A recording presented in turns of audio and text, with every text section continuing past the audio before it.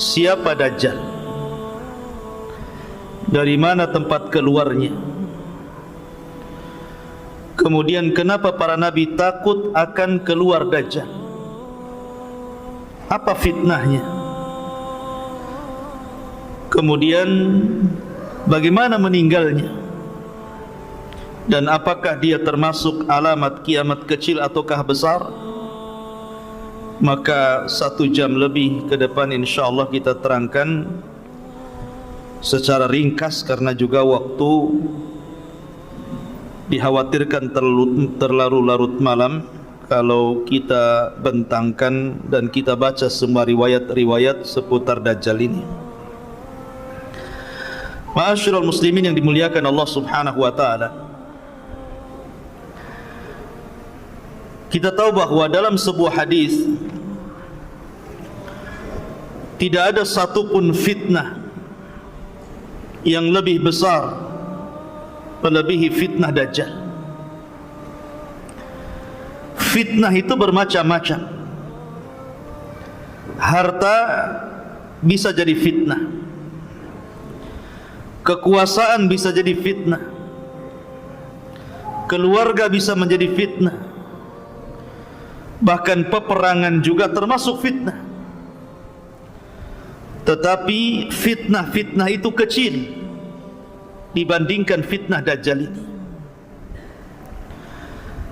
Makanya kenapa Nabi SAW memerintahkan kita setiap hari Jumat untuk membaca surah Al-Kahfi. Apa alasannya? Surah Al-Kahfi itu terkandung 4 fitnah yang diceritakan.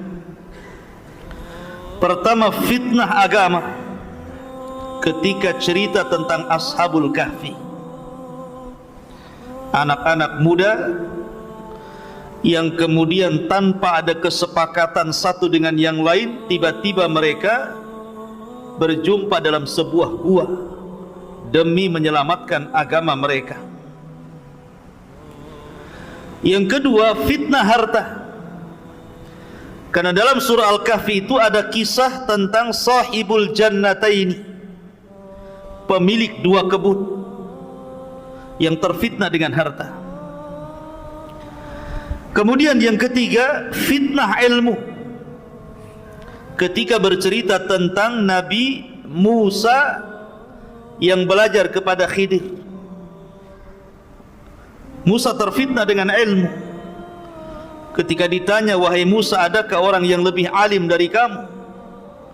Musa mengatakan tidak ada, dan dia lupa mengucapkan insyaallah. Akhirnya dia disuruh untuk belajar kepada Khidir, padahal Khidir lebih rendah dibandingkan Musa. Kemudian yang keempat, fitnah kekuasaan, ketika bicara tentang Dzulqarnain, dan itu kisahnya ada dalam surah Al-Kahfi. Berarti kisah-kisah dalam surah Al-Kahfi itu bicara tentang fitnah agama, fitnah harta, fitnah ilmu, dan fitnah kekuasaan. 4-empatnya ada pada Dajjal. Ini 4 fitnah ini semua ada pada Dajjal. Pertama, fitnah agama. Dajjal akan memfitnah agama kita. Ketika dia datang kepada Al-A'rab, orang-orang Arab Badui, kemudian mengatakan kepada mereka, maukah kuhidupkan ibu bapa kalian, tapi syaratnya engkau harus mengakui aku adalah Rabb kalian. Maka tiba-tiba Dajjal pun kemudian menghidupkan ibu bapa mereka. Tiba-tiba ibu bapa mereka mengatakan kepada anak-anaknya, ya bunai, wahai anakku, ikutilah orang ini, maksudnya Dajjal. Fa innahu rabbukum, karena dia Rabb kalian. Akhirnya orang-orang Arab Badui pun menyembah Dajjal, terfitnah agamanya. Lihat. Yang kedua, fitnah harta. Karena kemunculan Dajjal itu sebelumnya terjadi kekeringan yang luar biasa. Tahun pertama tidak ada hujan sepertiga langit, dan Allah juga tidak menumbuhkan tumbuh-tumbuhan sepertiga bumi. Tahun kedua Allah subhanahu wa ta'ala menahan 2/3 langit, maka Allah tahan juga 2/3 bumi untuk tidak tumbuh-tumbuhan. Kemudian tahun yang terakhir, yang ketiga, seluruh langit Allah tahan, sehingga semua bumi Allah tahan untuk tidak tumbuhan. Mulailah banyak kelaparan, banyak hewan-hewan ternak mati. Disinilah Dajjal datang kepada orang-orang yang sedang kelaparan itu dengan membawa 1 gunung roti. Siapa yang ingin mendapatkan makanan, terhindar dari kelaparan, tanahnya kembali disuburkan, kemudian ternak-ternaknya kembali digemukkan, maka harus mengakui Dajjal Tuhan. Dia terfitnah dengan harta. Akhirnya hanya karena menerima pemberian Dajjal, mereka pun akhirnya mengakui Dajjal adalah Tuhan. Terfitnah dengan harta. Kemudian yang ketiga, terfitnah dengan kekuasaan. Sebagaimana Dzulqarnain menguasai dunia, kemudian juga Sulaiman menguasai dunia, maka Dajjal juga sama. Tidak ada satupun bumi kecuali diinjak Dajjal. Walaupun waktunya hanya 40 hari, 1 hari seperti setahun, 1 hari bagikan 1 bulan, 1 hari seolah-olah 1 Jumat, 1 minggu, dan hari-hari berikutnya sama dengan hari-hari kalian. Selama 40 hari ini tidak ada satupun tanah kecuali diinjak Dajjal. Dan Dajjal sampai ke daerah kutub yang 1 harinya sama dengan setahun, sampai ke daerah kutub yang 1 harinya sama dengan sebulan, sampai ke daerah kutub yang 1 harinya sampai dengan 1 minggu. Dan Dajjal lebih banyak tinggal di hari-hari yang normal seperti hari-hari yang kita jalani. Tidak ada satupun tempat Dajjal berhasil menguasai bumi. Dia berkuasa terhadap bumi ini, kecuali Mekah dan Madinah dan Masjidil Aqsa serta Masjid Tur. Ini 4 tempat tidak mungkin dimasuki Dajjal. Mekah dan Masjidil Haram, Madinah dan Masjid Nabawi, Masjidil Aqsa dan Masjid Tur, markasnya kaum muslimin, tempat bersembunyinya Imam Mahdi dan kaum muslimin dari kepungan Dajjal. Masjid Tur. Ya. Tetapi selain 4 tempat ini semua diinjak Dajjal, termasuk ke Batam, termasuk ke Batam, termasuk ke Tiban, termasuk ke Tiban, termasuk ke Bengkong sana. Mana lagi? Ya. Semua akan diinjak Dajjal, dan ini fitnah kekuasaan. Kemudian yang keempat, fitnah ilmu. Karena kalau orang itu menghadapi Dajjal dan tidak punya ilmu, maka dipastikan dia akan menjadi pengikut Dajjal. Dipastikan orang-orang jahil akan mengikuti Dajjal.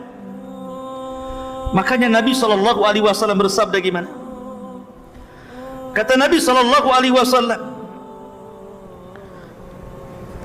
seandainya Dajjal keluar, kata Rasul, in yakhrujud Dajjal wa ana fikum fa ana hajijuhu dunakum. Kalau seandainya Dajjal keluar kepada kalian dan aku masih hidup, kata Rasulullah, aku yang akan membunuhnya. Wa iyakhruj fikum wa lastu fikum, tapi kalau Dajjal keluar kepada kalian sementara saya tidak ada lagi di hadapan kalian, saya sudah meninggal, fa kullu mri'in hajiju nafsihi, maka setiap jiwa harus menghadapi Dajjal masing-masing, dan tidak ada perlindungan kecuali perlindungan Allah. Karena tidak ada yang bisa mengalahkan Dajjal kecuali seorang Nabi. Ada perang lagi di sini. Perang. Jadi di sini Dajjal oleh Nabi SAW diancam, kalau Dajjal itu keluar sementara aku hidup, aku yang akan membunuhnya, aku yang akan menghadapinya. Dari sini kata para ulama, tidak ada yang bisa menghadapi Dajjal kecuali memiliki dua perkara: satu iman, yang kedua ilmu. Iman dan ilmu harus ada. Makanya Nabi SAW mengatakan, kalau Dajjal hidup, aku yang akan menghadapinya kalau sama-sama hidup di zamanku. Karena tidak ada yang kuat imannya, tidak ada yang kuat ilmunya melebihi Rasul SAW. Makanya terkadang heran, terkadang kalau kita bicara Dajjal, banyak juga yang komentar macam-macam. Imam Mahdi pasti keluar, tahun sekian pasti Dajjal keluar. Pertanyaannya, sudah disiapkan gak imannya? Sudah disiapkan gak ilmunya? Jangan-jangan Dajjal keluar, Anda pula orang yang pertama kali berada di belakang Dajjal.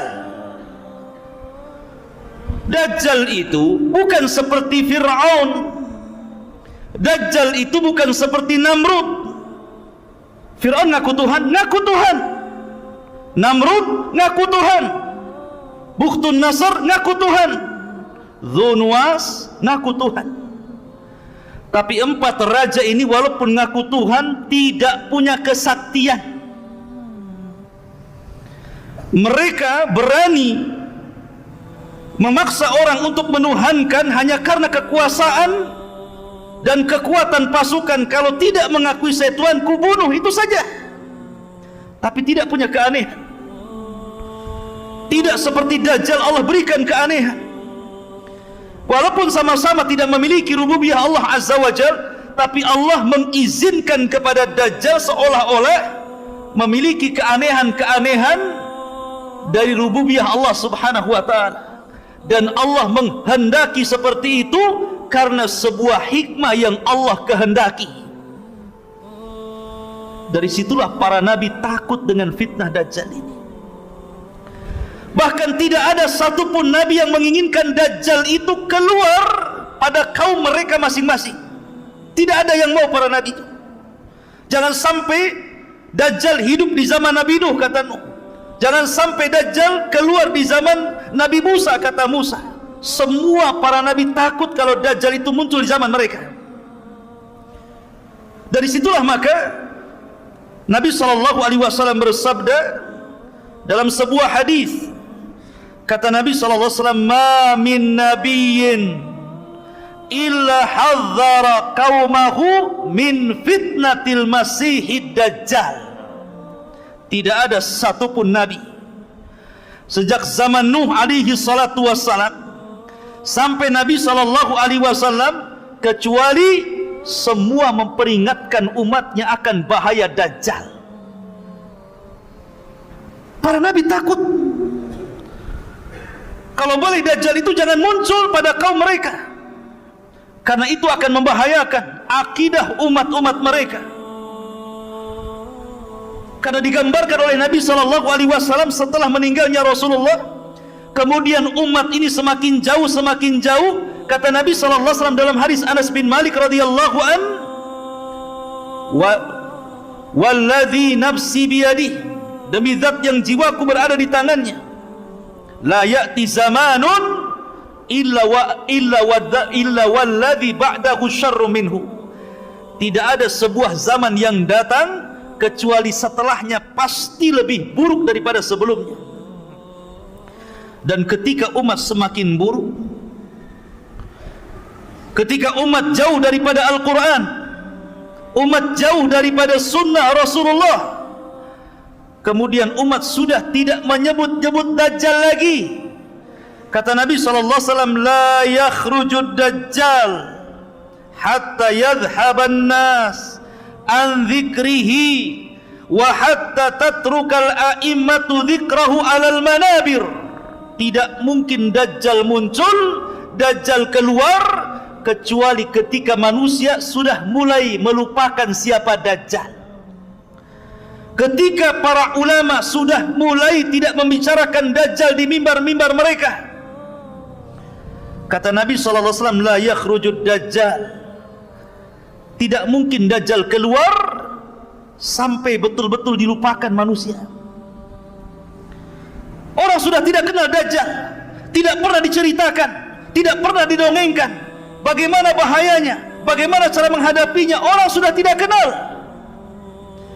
Karena dajjal itu tidak keluar kecuali ala khiffatin minad dini wa qillatin minal ilmi. Dajjal tidak mungkin keluar kecuali ketika manusia mulai meremehkan agama dan mulai meremehkan ilmu. Orang kalau sudah tidak peduli dengan agama, orang kalau sudah tidak peduli lagi dengan ilmu, jarang hadir di majelis ilmu, kemudian berangan-angan dajjal pasti keluar. Kalau pendapat saya harus keluar di tahun 2024 nih. Seolah-olah dia bisa menghadapi dajjal. Di majelis ilmu saja jarang hadir, ngaji pakai YouTube. Syekh Google, Syekh YouTube. Ya. Kalau Anda ingin menghadapi dajjal, hadir di majelis ilmu. Bukan hanya semangat saja, Imam Mahdi pasti keluar, dajjal akan muncul, kita akan hadapi, kita perangi dajjal. Wah, kayak iya saja dia. Emang siapa Anda kan itu? Ngaji saja tidak pernah, hadir di majelis ilmu juga tidak pernah. Menguatkan ilmu itu bukan hanya cerita dajjal, hadir di majelis dajjal saja. Anda harus kuatkan bab tauhid, Anda harus kuatkan bab akidah, Anda harus kuatkan bab manhaj, bab fikih, semua harus dipelajari. Ilmu itu kan bukan ilmu akhir zaman saja ya. Tapi ilmu itu mencakup seluruh agama. Baru kuat ilmunya, baru bisa menghadapi dajjal. Tapi saya sudah tahu ciri-cirinya Ustaz. Iya, tahu ciri-cirinya. Pas ketemu, jangan-jangan Anda pula yang pertama menuhankan dajjal. Karena ada orang diceritakan dia merasa mampu melawan dajjal, dicarinya dajjal. Pas ketemu kelepek-kelepek dia ikut dajjal ya. Makanya Nabi SAW mengatakan, kalau Anda berjumpa dengan dajjal, kemudian dajjal mulai memperlihatkan keanehannya, membawa air yang sangat putih yang memancar dari bumi, kemudian membawa api yang menyala-nyala. Kata Nabi SAW, ini karena kasih sayangnya Rasul kepada kita loh ya. Pejamkan mata. Kita disuruh memejamkan mata, kemudian masuklah ke dalam api yang hakikatnya itu dia air. Sebab kalau seandainya kita tidak memejamkan mata, kemudian mata kita melek, tentu kita akan terpengaruh, justru masuk ke dalam air yang hakikatnya itu adalah api, dan kita akan masuk ke dalam neraka. Lihat bagaimana Nabi SAW sayang dengan kita, suruh memejamkan mata ya.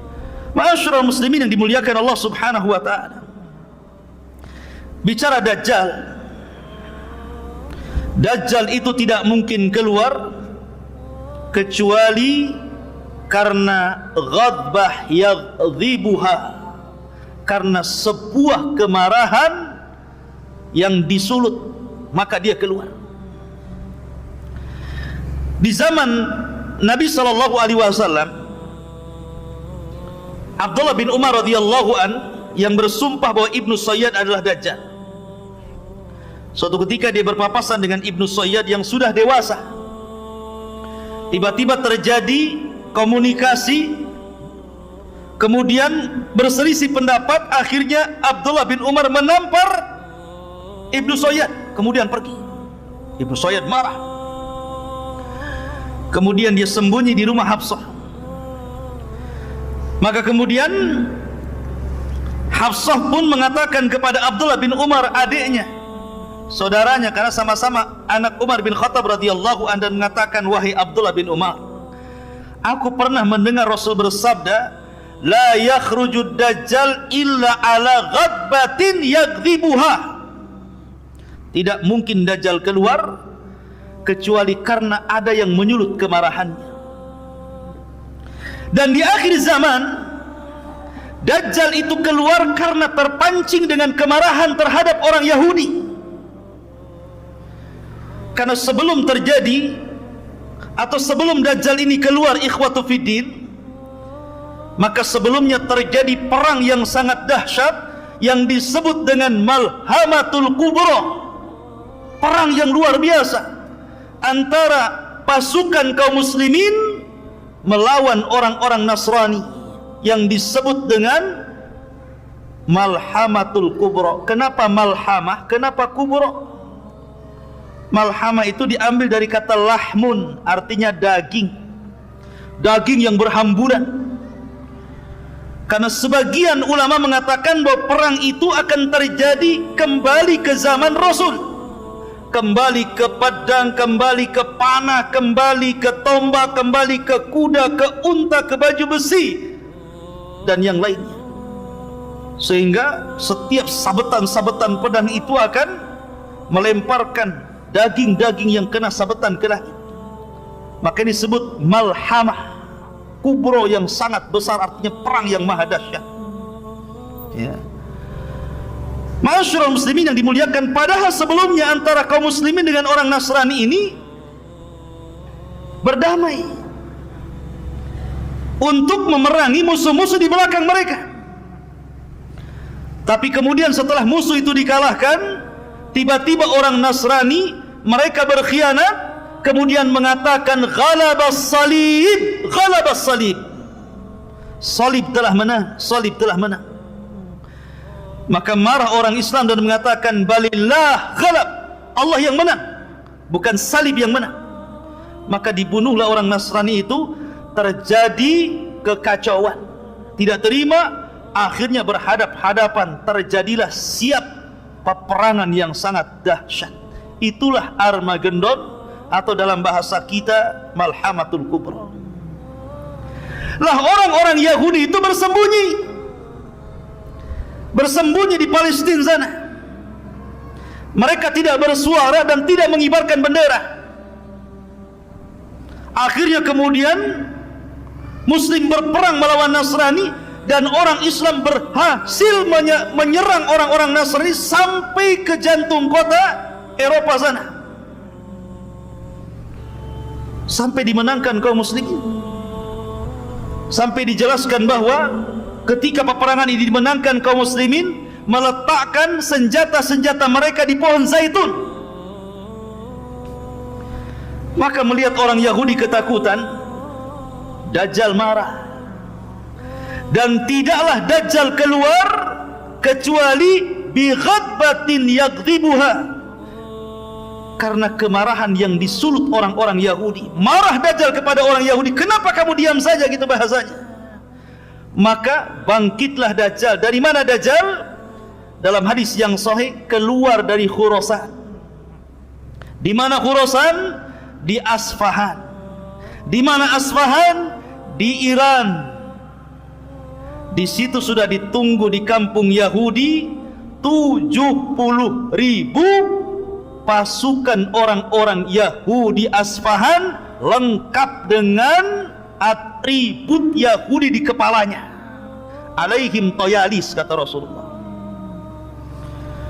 Maka Dajjal pun keluar antara Irak dan Syam.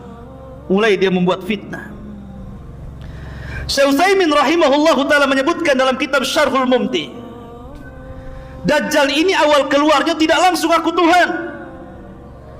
Dia pura-pura jadi orang baik, pura-pura jadi ahli ibadah, pura-pura ngaku Muslim, supaya bisa mendekati orang-orang.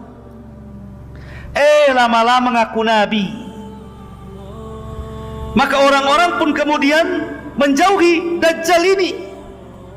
Karena orang-orang Islam, mereka sangat yakin tidak ada nabi, la nabiyya ba'di, tidak ada nabi sepeninggal Rasul sallallahu alaihi wasallam. Ketika tidak laku ngaku nabi, maka Dajjal mulai mengaku Tuhan. Ketika dia mulai mengaku Tuhan, itulah mulai nampak ciri-ciri fisik Dajjal yang disabdakan Nabi SAW. Apa ciri fisiknya?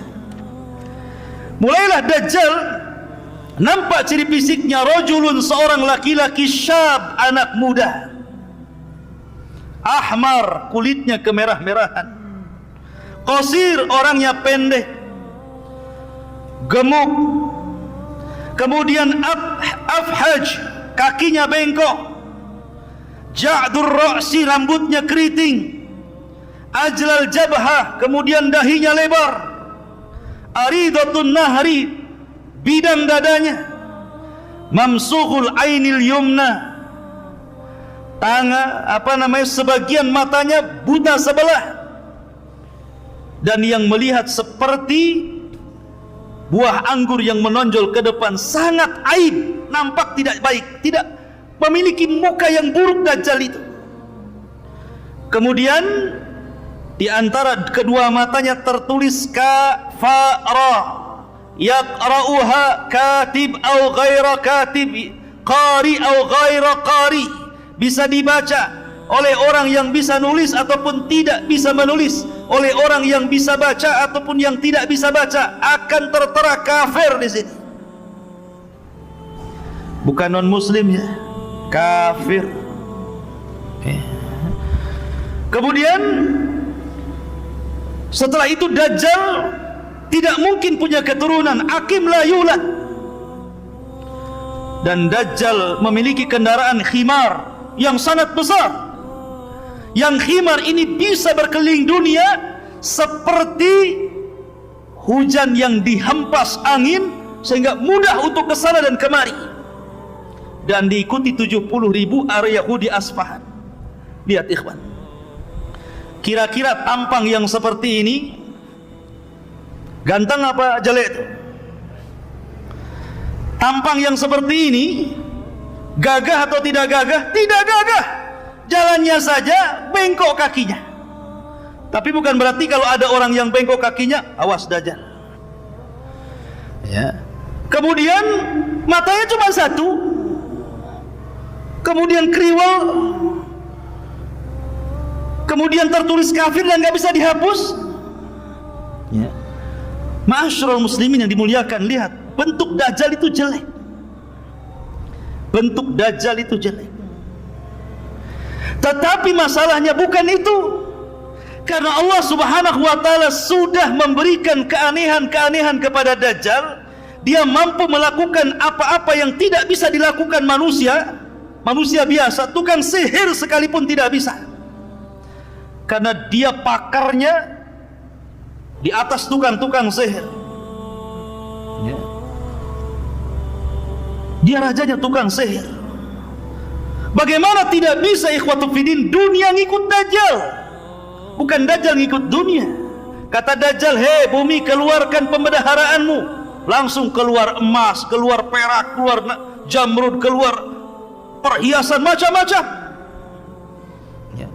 Kalau Dajjal mengatakan kepada langit, hujan kamu, maka langit hujan. Kalau dia mengatakan kepadamu, tumbuh kamu, tumbuh. Mau buah apa? Mangga, duren, pisang, apa? Sebutkan. Gimana orang-orang tidak terpikat dengan Dajjal? Walaupun jelek kayak gitu, ya orang-orang tertariklah dengan Dajjal. Maaf ya, apalagi ibu-ibu, itu suka kali sama Dajjal itu. Ya. Kenapa coba yang banyak nanti di akhir zaman para pengikut Dajjal itu ibu-ibu? Karena kesenangan ibu-ibu itu berbeda dengan kesenangan bapak-bapak. Bapak-bapak itu senangnya cuma satu, perempuan. Makanya kalau dia gabung di grup cerita poligami saja. Tapi kalau ibu-ibu grupnya itu isinya gambar tas, gambar baju, gambar gelang. Ya kan Bu ya? Jarang bilang cerita bapak poligami, jarang. Marah yang ada. Ya. Artinya kesenangan ibu-ibu itu kepada harta lebih, makanya terfitnah dengan harta. Apapun yang dimau ibu-ibu sama Dajjal, mau apa? Mau tas? Merek apa? Semua dikasih. Sehingga karena kejahilannya, karena ta'assubnya, karena mengikuti hawa nafsu dan perasaannya, sehingga para wanita akan lebih banyak menjadi pengikut Dajjal dibandingkan laki-laki. Sampai karena takutnya bapak-bapak kepada ibu, pulang dia, dicarinya anak perempuannya, dicarinya ibunya, dicarinya saudarinya, dicarinya bibinya, dirantai, jangan sampai berjumpa dengan Dajjal, sampai dirantai. Tapi jangan dirantai dari sekarang ya, nanti kalau keluar Dajjal. Ma'asyiral muslimin yang dimuliakan Allah Azza wa Jalla. Tapi di sini ikhwatu fiddin, dengan melihat fisik Dajjal yang jelek itu, Dajjal ini mengaku Tuhan dan diberikan keanehan yang luar biasa. Anehnya, dia tidak bisa menghapus kafir di dahinya. Dia bisa mengatakan kepada langit, hujan kamu, hujan. Bumi tumbuh, tumbuh. Keluar kamu pendaraan bumi, keluar. Setiap datang ke sebuah desa, kalau mereka mau beriman kepada Dajjal, disuburkan, ternaknya digemukkan, kemudian makannya dicukupkan, semua kaya. Tapi dia tidak sanggup menghapus kalimat kafir. Dia tidak bisa menyembuhkan matanya. Dia tidak bisa menyembuhkan kedua kakinya yang bengkok. Dia tidak bisa merubah fisiknya supaya menjadi ganteng, supaya menjadi cantik. Tidak bisa. Kenapa coba? Untuk menunjukkan bahwa tidak ada yang sempurna kecuali Allah. Untuk menunjukkan bahwa tidak ada yang paling sempurna kecuali Allah. Dan itu menunjukkan akan keagungan dan kebesaran Allah Subhanahu wa ta'ala. Sehebat apapun makhluk, sesakti apapun makhluk, seluar biasa apapun makhluk, tidak bisa menandingi kekuasaan Allah, kemuliaan Allah, keagungan Allah. Maka siapa yang ingin mengagungkan Allah, lihat kekurangan makhluk. Lihat kekurangan makhluk. Kalau anda ingin mengagungkan Allah, lihat kekurangan makhluk. Baik makhluk itu orang baik, ataukah makhluk itu orang jahat? Saya contohkan. Nabi SAW baik atau jahat? Baik. Tapi Nabi SAW ketika perang Uhud, gigi gerhamnya pecah, berdarah. Kemudian serpihan helm perangnya nancap di pipinya dalam, sampai yang mencabut sahabat dengan giginya rompong. Ada bekas lukanya Rasulullah. Kenapa Rasul terluka? Kenapa gigi Rasul sampai pecah? Untuk menunjukkan bahwa sekalipun dia Nabi, sekalipun dia Rasul, sekalipun diberikan mukjizat, tetap saja ada kekurangannya di situ. Karena tidak ada yang sempurna kecuali Allah Subhanahu wa ta'ala. Makanya Dajjal itu sangat jelek. Sesakti apapun tidak bisa menghapus kafir di dahinya. Tidak bisa meluruskan kakinya yang bengkok. Tidak bisa kemudian mengobati matanya, untuk menunjukkan bahwa dia adalah makhluk dan di sana ada Khaliq Subhanahu wa ta'ala. Ma'asyiral muslimin yang dimuliakan Allah Subhanahu wa ta'ala, Imam Nawawi rahimahullahu ta'ala ketika menjelaskan kalimat kafara di dalam di dalam jidatnya Dajjal itu kafara gitu ya. Apa kata beliau? Sesungguhnya itu alamat dhahir yang tidak bisa dihapus. Sengaja Allah Subhanahu wa ta'ala tampakkan itu, di mana seorang muslim akan sanggup membaca apa yang ada di jidat Dajjal itu. Baik dia bisa menulis atau tidak, baik dia bisa membaca atau tidak. Tapi orang-orang munafik, orang-orang ahli maksiat, apalagi orang-orang kafir, seolah-olah mereka tidak diperlihatkan kalimat kafir. Lihat. Dari sini ikhwatu fiddin, bahwa hidayah itu milik Allah Subhanahu wa ta'ala. Sudah jelas-jelas ada kafirnya, dia tidak mau mengkafirkan Dajjal, malah jadi pengikutnya. Itu tanda-tanda yang sudah jelas loh. Jelas-jelas saya ini kafir, kenapa kamu ikut orang kafir gitu. Tapi sekali lagi, hidayah milik Allah. Kalau Allah hendak memberikan hidayah, maka tidak ada yang bisa menyesatkannya. Tapi kalau Allah hendak menyesatkan, tidak ada yang sanggup memberikan hidayah. Perhatikan firman Allah Subhanahu wa ta'ala, ikhwan. Allah Subhanahu wa ta'ala berfirman ketika bicara tentang kinayah seorang nabi di dalam Al-Quranul Karim.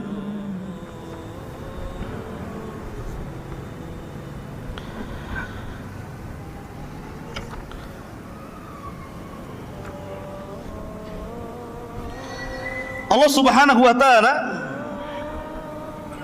menjelaskan tentang bahwa hidayah itu milik Allah Subhanahu wa ta'ala. Innaka la tahdi man ahbabta walakinallaha yahdi man yasha.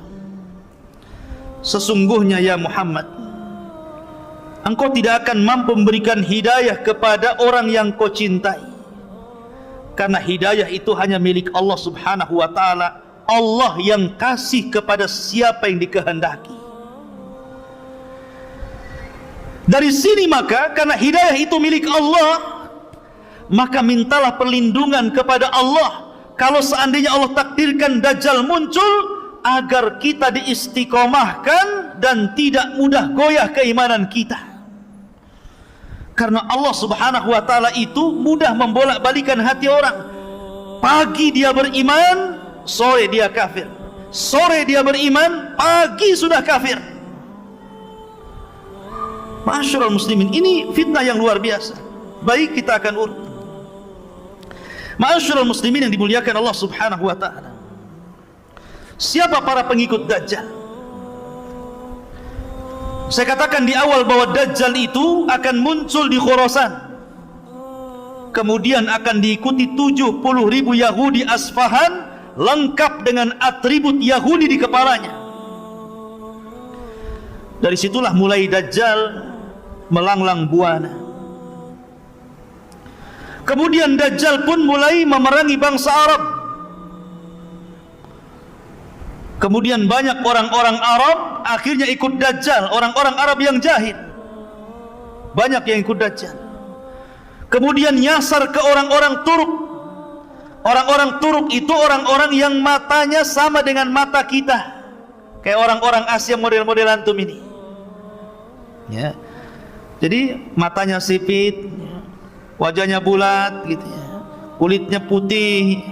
Itu kan orang-orang Asia, orang-orang Turk.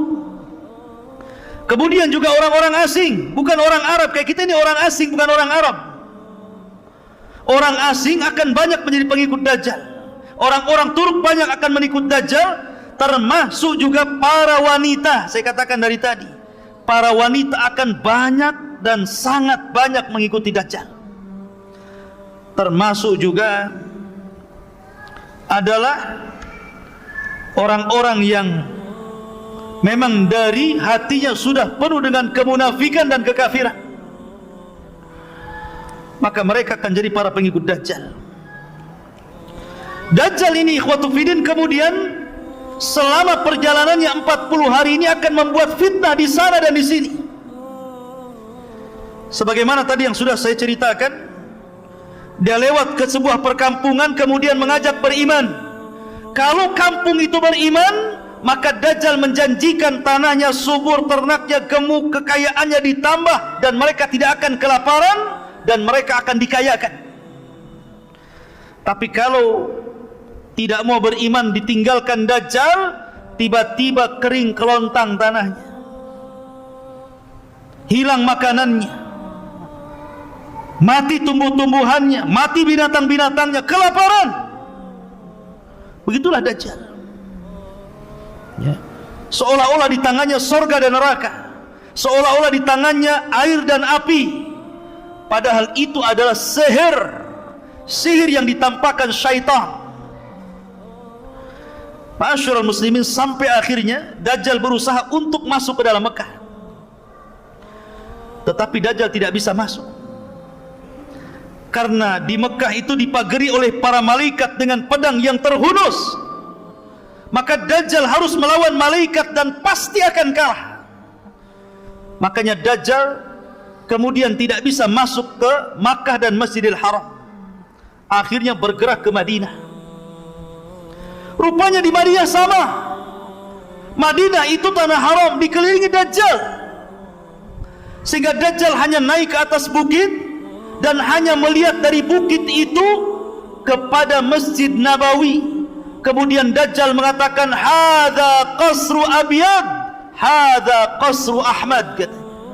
Inilah istana putih, inilah istana Ahmad. Maksudnya Masjid Nabawi, istananya Nabi SAW. Subhanallah, apa yang dikatakan Dajjal bahwa inilah qasru abyad, ini istana putih. Lihat Masjid Nabawi ini kalau di malam hari, cahaya yang memancar itu warna putih itu. Persis seperti sabda Rasul, kinayah dari perkataan Dajjal. Ya.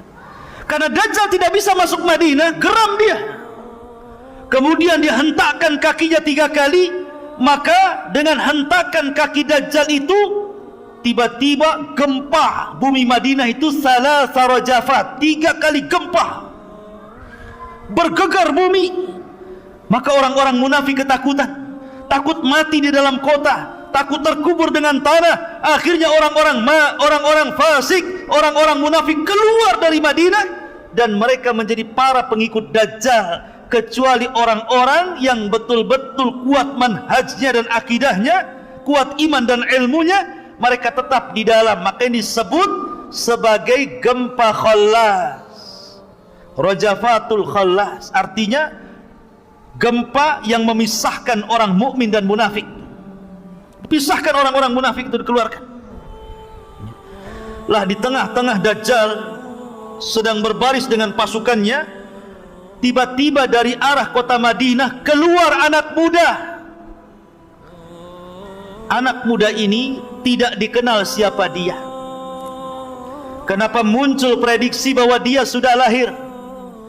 Kemudian anak ini warnanya putih, kulitnya putih, dan dia mengatakan bahwa saya orang yang kelak akan dibunuh Dajjal. Khurafat. Tidak ada hadis yang mengatakan seperti itu. Bagaimana diprediksi anak itu bisa dikatakan anak muda yang akan dibunuh Dajjal, sementara hadis Rasul tidak menceritakan rumahnya di mana, siapa bapaknya, dari desa mana dia. Tidak ada. Hanya seorang laki-laki dari Madinah keluar. Anak muda yang kuat imannya, kuat ilmunya, kemudian mengarah kepada pasukan Dajjal, hampir dibunuh pasukan Dajjal. Tapi kata pasukan Dajjal, jangan dibunuh. Bukankah Tuhan kita melarang untuk membunuh orang? Biarkan dia yang membunuhnya. Maka kemudian mereka pun barisan terpencar. Anak muda ini jalan sampai betul-betul berjumpa dengan Dajjal. Ketika berhadap-hadapan dengan Dajjal, maka Dajjal mengatakan, atashhadu anni ilahun, maukah kau bersaksi saya ini Tuhan? Maka anak muda ini mengatakan, tidaklah menambah kepada aku kecuali pengetahuan engkau ini Dajjalun kadzab alladhi akhbarani Rasulullah, yang telah dihabarkan Rasul kepada. Akhirnya Dajjal marah. Dajjal mengambil senjata, kemudian dibelah anak muda ini tepat tengah-tengahnya, belah jadi 2. Kemudian Dajjal berjalan di pertengahannya itu. Di antara belah badan 2 itu, di tengah-tengahnya Dajjal kemudian jalan. Kemudian setelah itu Dajjal berteriak kepada anak buahnya, kalau sekiranya aku hidupkan anak muda ini, atashhadu anni ilahukum, maukah kalian bersaksi bahwa saya ini Tuhan kalian? Ana rabbukum, saya Rabb kalian. Semua orang-orang mengatakan, ya, kami bersaksi Anda ini Tuhan. Maka oleh Dajjal pun dihidupkan anak muda itu yang sudah terbelah dua itu, berceceran darah ke sana kemari, tiba-tiba dihidupkan kembali. Ilmu apa itu? Rawa rontek. Bukan rawa rontek, ini di atasnya rawa rontek lagi ini. Ya. Ini ilmunya Dajjal, ilmu sihir. Ketika anak muda ini dihidupkan, kata Dajjal, sudah tahu kesaktianku, maukah kau akui aku adalah Tuhan? Kata anak muda ini, tidaklah, kata anak muda ini, setelah kejadian ini tidaklah menambah kepadaku kecuali engkau itu Dajjalun kadzab, akhbarani Rasulullah. Makin yakin kau ini Dajjal yang dihabarkan Rasulullah. Maka Dajjal ngamuk, hampir-hampir dia membunuh anak muda, tapi tidak bisa. Dajjal sudah hilang kesaktiannya, tidak bisa lagi membunuh anak muda itu. Akhirnya karena takut aibnya, padahal sebenarnya anak muda ini sudah bicara dengan orang-orang, jangan percaya dia, kejadian itu hanya satu kali, tidak mungkin diulang lagi. Tapi dasar orang yang sudah buta hatinya, buta matanya, buta hidayah, maka tidak didengar ucapan anak muda itu. Akhirnya anak muda itu dilempar ke dalam api yang hakikatnya itu air. Padahal anak muda sudah mengatakan dia tidak mungkin bisa mengulang lagi, tidak mungkin membunuhku. Tapi biar kelihatan bahwa Dajjal sakti, dilemparnya ke dalam api, tidak jadi dibunuh. Ma'asyiral muslimin yang dimuliakan Allah Azza wa Jalla. Akhirnya Dajjal pun mulai melanglang buana ke sana kemari, menyesatkan manusia sebanyak-banyaknya. Dan inilah fitnah yang paling besar. Nabi SAW bersabda, Allahumma la taj'al musibatana fi dinina. Ya Allah, jangan kau jadikan musibahku menimpa kepada agamaku. Dan Dajjal ini fitnahnya soal agama, betul-betul disesatkan kita ini, dirubah agama kita ini. Makanya kenapa wajar kalau para nabi itu sangat memperingatkan umatnya tentang bahaya Dajjal. Nuh mengatakan kepada umatnya, hati-hati Dajjal, hati-hati dengan Dajjal. Nabi Syuaib mengatakan kepada umatnya, hati-hati dengan Dajjal. Nabi Saleh, Nabi Lut, Nabi Ibrahim, Nabi Musa, Nabi Isa, seluruh para nabi mengatakan kepada umatnya, hati-hati dengan fitnah Dajjal. Termasuk Rasulullah, termasuk Rasulullah. Nabi SAW sangat ketakutan, sehingga Rasul mengatakan kepada para sahabatnya, mundu khalaqallahu Adam ila qiyamis saati a'zam fitnah min fitnatil masihid Dajjal. Sejak Allah ciptakan Adam sampai kiamat dibangkitkan, tidak ada fitnah yang lebih besar melebihi fitnah Dajjal, kata Rasulullah. Akhirnya sahabat ketakutanlah, karena Rasul mengatakan seperti itu. Apalagi Rasul itu kalau cerita Dajjal terus saja bercerita, kadang di mimbar Jumat, kadang di khutbah-khutbahnya, kadang ketika menasihati dalam peperangan, kadang ketika ngobrol, selalu bercerita Dajjal. Gimana sahabat gak takut? Sehingga sahabat mengatakan, karena engkau selalu bercerita Dajjal ya Rasulullah, hatta dhananna annahu fi ta'ifatin nakhli, sampai kami para sahabat menyangka seolah-olah Dajjal itu sedang bersembunyi di kebun kurma Madinah. Saking takutnya para sahabat, jangan-jangan Dajjal itu sudah ada di kebun kurma Madinah, karena Rasul selalu bercerita tentang Dajjal. Dan begitulah caranya para nabi untuk menghindarkan kemunculan Dajjal, dengan cara berbicara banyak tentang Dajjal. Karena Dajjal tidak mungkin keluar kecuali kalau orang sudah berhenti menyebut-nyebut tentang Dajjal. Maka ceritakan Dajjal kepada anak-anak Anda, ceritakan kepada anak-anak kita tentang bahaya Dajjal. Nah, Dajjal ini begini-begini. Sudahlah cerita-cerita dua anak botak itu nggak usah diceritakan. Tidak perlu cerita tentang kura-kura ini itu, tidak perlu.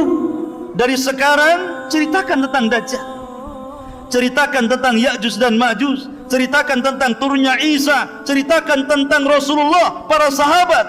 Gantilah sekarang cerita-cerita di rumah itu, karena Dajjal tidak mungkin keluar bahkan akan gagal keluar di tahun 2022 kalau Anda terus cerita Dajjal. Ya, memang kan begitu hadisnya. Ya. Supaya enggak keluar tahun 2022 apa? Perbanyak cerita Dajjal. Ceritakan Dajjal di mana-mana. Enggak keluar itu.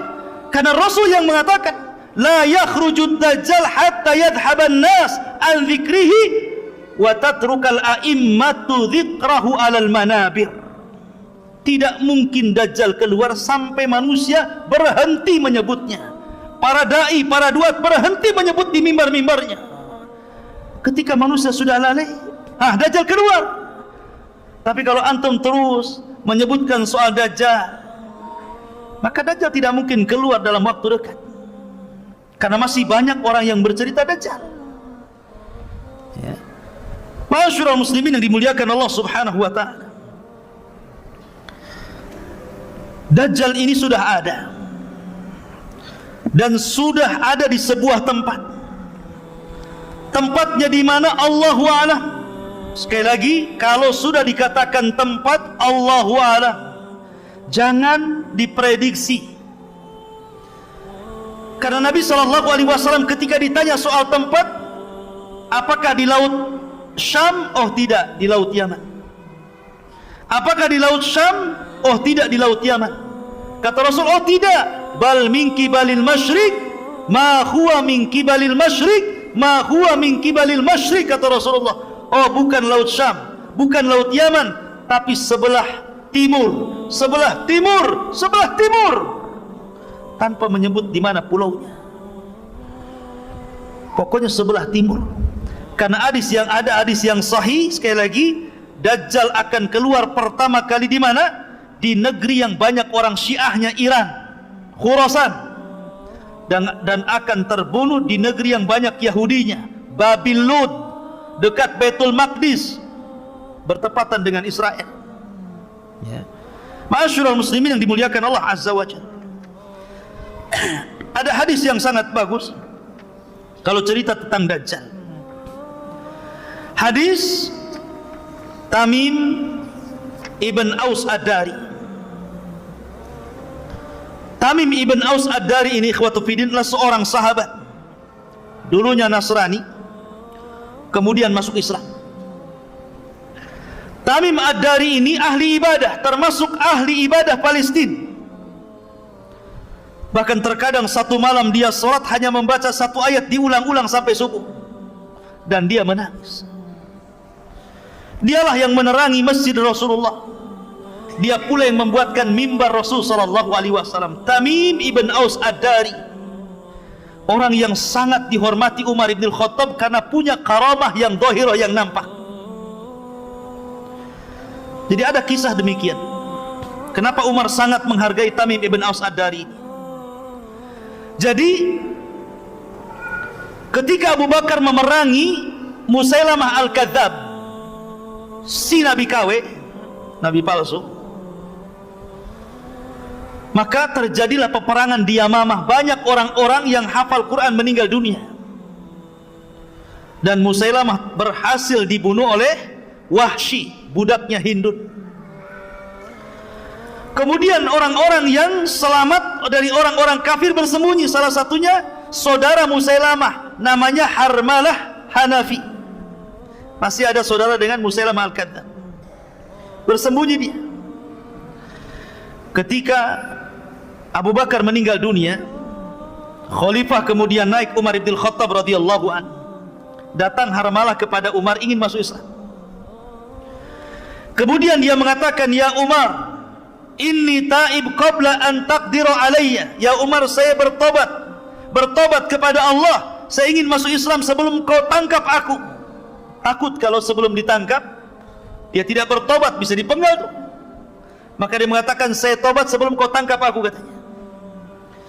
Kata Umar ibn Khattab, kalau engkau ingin bertobat, ingin belajar agama, pergi sana ke Palestina. Di sana ada Sayyidul Muslimin, pemimpinnya orang Muslim, Tamim Ibn Aus Ad-Dari, ada di sana. Dan ingat, Tamim Ibn Aus Ad-Dari ini punya kebiasaan. suka memukul orang di samping kanan dan di samping kiri, bukan dipukul keras-keras, tidak. Ya, ya ditepak gitu saja, tepak. Kemudian ditarik tangannya, ayo makan di rumah.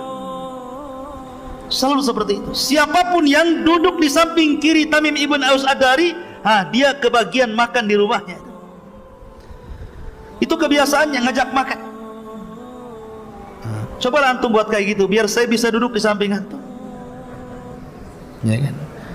Jadi kebiasaan Tamim ngajak makan, masya Allah. Ya, baiknya Tamim ibn Aus Ad-Dari ini. Jadi suatu ketika terjadi kebakaran hebat di Hurrah, satu tempat, api membumbung di mana-mana, kebakaran hebat. Datanglah Umar ibn Khattab kepada Tamim ibn Aus Ad-Dari dan mengatakan, ya Tamim, engkau harus menyelesaikan kebakaran itu. Ya. Akhirnya kata Tamim, ma'ana ya Amirul Mu'minin, siapa saya wahai Amirul Mu'minin harus menyelesaikan kebakaran? Ya. Kata Umar ibn Khattab, sudah, kau harus menyelesaikannya. Berangkatlah Umar ibn Khattab, Harmalah dan Tamim ibn Aus Ad-Dari. Sampai di tempat kebakaran, maka dia berdoa kepada Allah Azza wa Jal, kemudian dikebaskan tangannya, padam semua apinya. Karamah, ikhwan. Karamah namanya. Ya. Kalau antum sampai 100 gini tetap ini nggak akan mati. Ya. Kecuali bawa mobil damkar, baru mati. Ya. Ini karamah Tamim ibn Aus Ad-Dari, ya. Lah hebatnya di antara keutamaan Tamim bin Aus Ad-Dari ini, tidak ada sepanjang sejarah Rasul mengambil cerita dari sahabat kemudian diceritakan kembali ke sahabat, kecuali ceritanya Tamim ibn Aus Ad-Dari tentang Dajjal. Karena ceritanya Tamim persis seperti cerita Dajjal yang selalu Rasul ceritakan kepada para sahabatnya. Makanya Rasul SAW mengambil cerita Tamim kemudian diceritakan kepada para sahabatnya. Dan tidak pernah ada cerita sahabat diambil Rasulullah. Biasanya Rasul yang bercerita diambil sahabat. Ini cerita sahabat diambil Rasulullah, disampaikan kepada sahabat yang lainnya. Dan itu salah satu keutamaan Tamim bin Aus Ad-Dari. Suatu ketika, hadis ini dikeluarkan Imam Muslim dari hadis Fatimah ibn Qais. Kata Fatimah ibn Qais, aku mendengar ada seorang yang menyuruhkan as-salatul jami'ah. Kalau ada seruan as-salatul jami'ah, berarti ada sesuatu yang penting yang harus hadir di masjid. Makanya dalam salat kusuf, gerhana itu disunnahkan kalimat bukan azan, tapi menyebut as-salatu jami'ah kalau ngundang orang. Jadi kalau terjadi gerhana, antum ke masjid, ambil mic, as-salatul jami'ah, biar orang-orang datang, bukan azan. Ya. Maka orang-orang pun kemudian datang. Setelah itu kemudian Nabi SAW sholat. Setelah sholat kemudian Nabi SAW berceramah naik ke atas mimbar.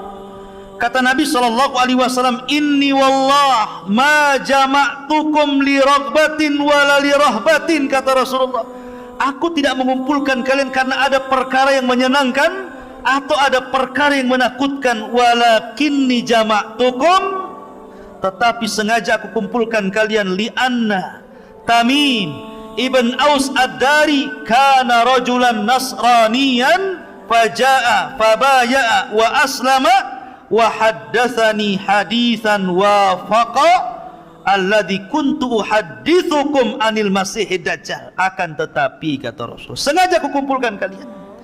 Ada seseorang namanya Tamim bin Aus Ad-Dari baru saja datang, berbaiat kepadaku, masuk Islam kepada agamaku. Dia menceritakan sebuah cerita persis seperti yang aku ceritakan kepada kalian tentang Dajjal. Mulailah Nabi SAW bercerita tentang ceritanya Tamim ibn Aus Ad-Dari. Jadi Tamim dan 30 awak ini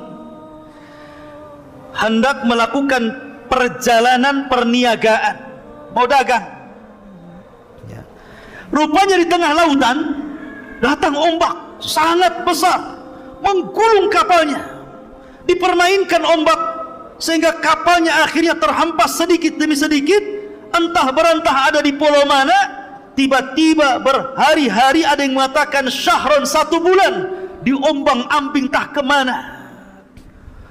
Akhirnya tiba-tiba Tamim bin Aus Ad-Dari terdampar di sebuah pulau setelah 1 bulan dipermainkan ombak. Bayangkan 1 bulan dipermainkan ombak, ya. Bahkan mereka sudah membuang semua isi perahu biar enteng, biar tidak berat, sehingga mereka mengalami kebangkrutan.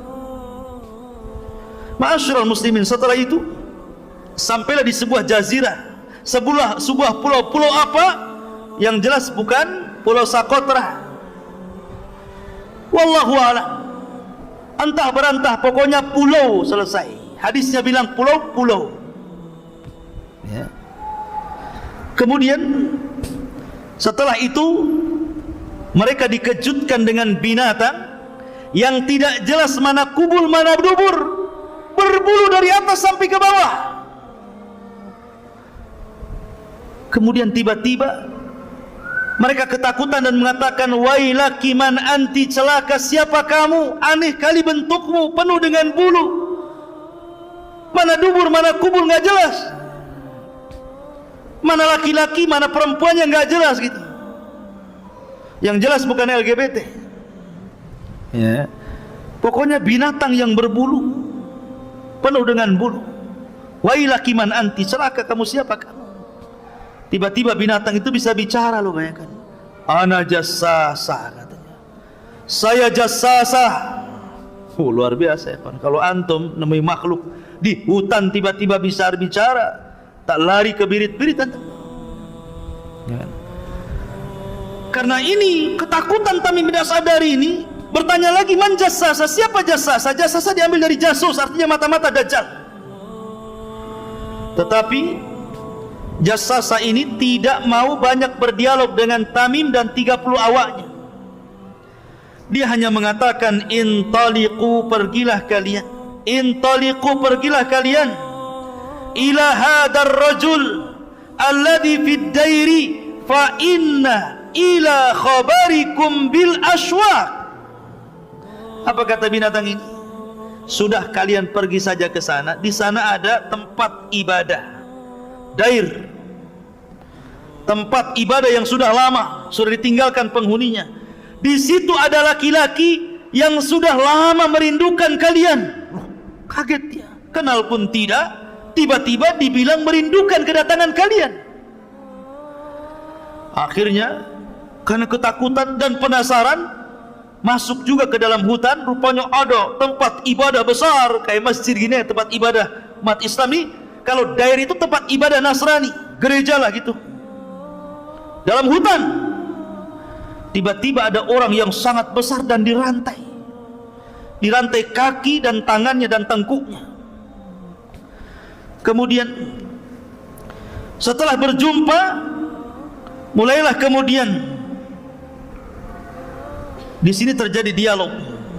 Orang ini mengatakan, Tamim ibn Aus Ad-Dari dan orang-orang yang di bawahnya, wailaki man anti, wailaki man anti, celaka kamu siapa kamu.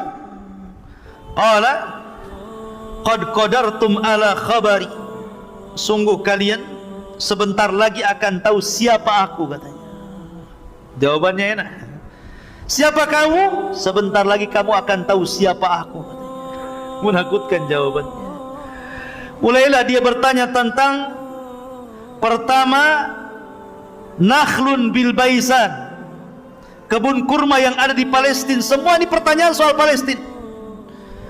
Kebun kurma di Baisan, kemudian danau Tiberias, kemudian mata air Zughar. Ini ditanyakan, apakah kebun kurmanya masih berbuah, apakah danaunya masih berair, apakah mata airnya masih penuh dengan air dan dipakai pertanian. Maka kata Tamim ibn Aus Ad-Dari, kurmanya masih banyak dan itu kurma terbaik di Arab. Airnya masih penuh, mata airnya masih lancar. Kata Dajjal, sebentar lagi kurmanya akan habis, tidak akan ada panen lagi. Sebentar lagi danaunya akan kering dan tidak ada air lagi. Sebentar lagi mata air itu tidak mungkin memancarkan lagi dan orang akan terjadi kekeringan. Kemudian kata Dajjal, Setelah beliau menanyakan 3 perkara, kemudian mulai bertanya tentang kemunculan Rasul sallallahu alaihi wasallam.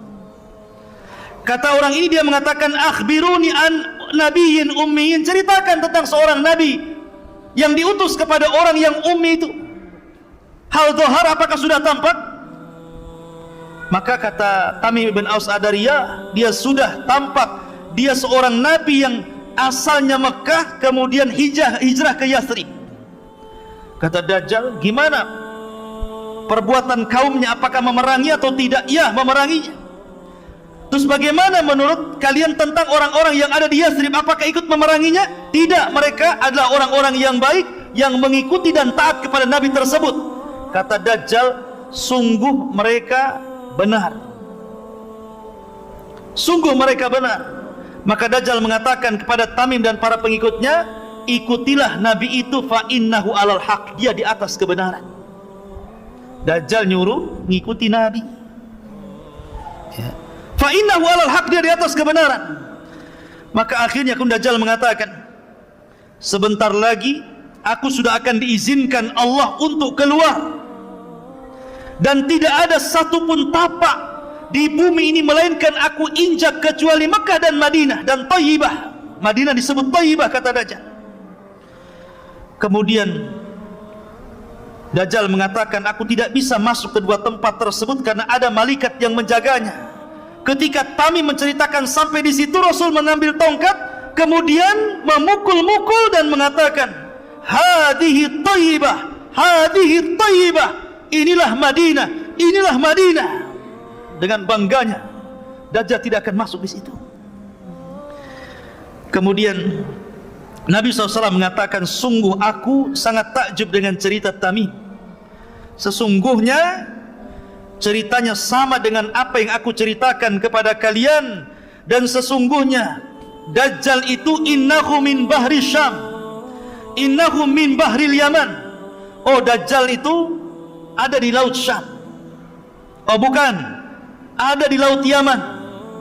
La bal hiya min kibalil masyriq, ma huwa min kibalil masyriq, ma huwa min kibalil masyriq, ma huwa wa aw'ama biyadihi ilal masyriq.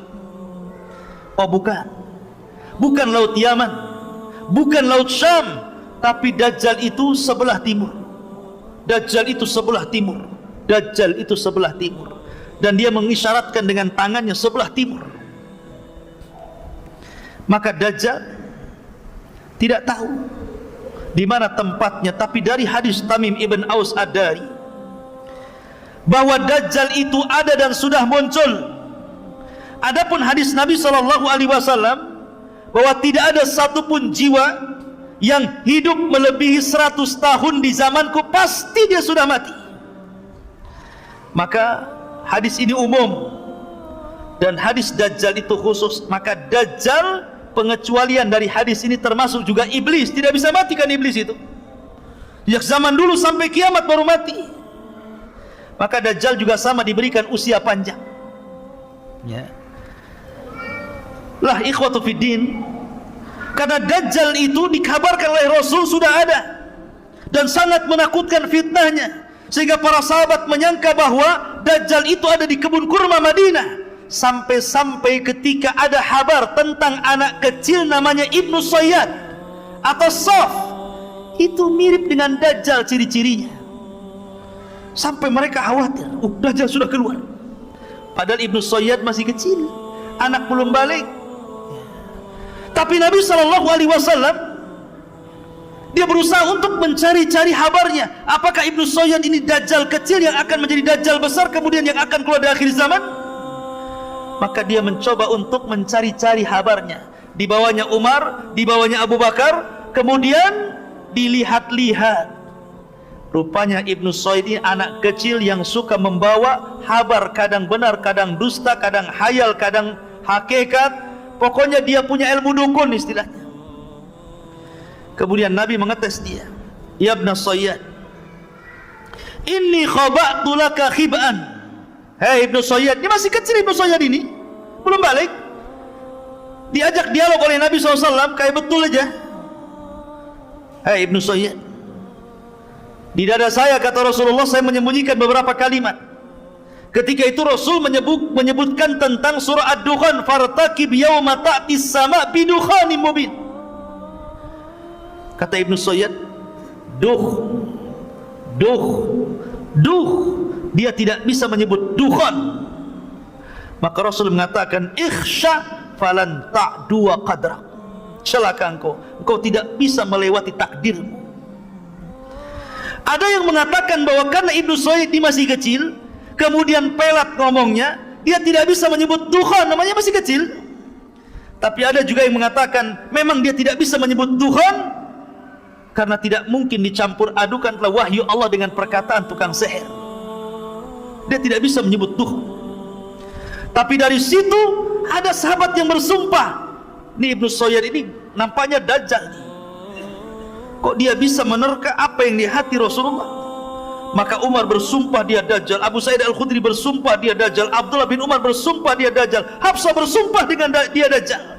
Tapi Rasul tidak ikut bersumpah. Kenapa? Karena belum turun wahyu yang menjelaskan secara detail Ibnu Sayyid ini dajjal atau bukan dajjal.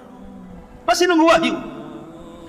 Sampai akhirnya Rasul punya siasat dengan Abu Bakar dan Umar, ingin mendatangi Ibnu Sayyid secara tiba-tiba, biar tahu Ibnu Sayyid dajjal atau bukan dajjal. Akhirnya datang secara tiba-tiba, rupanya ada ibunya.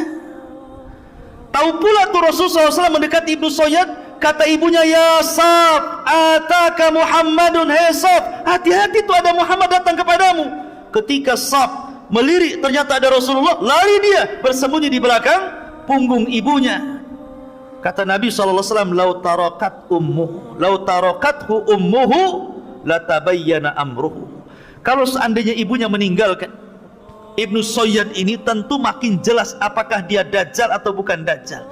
Tapi pendapat yang kuat, dia bukan dajjal yang akan keluar di akhir zaman. Iya, dia dajjal, tapi dajjal kecil.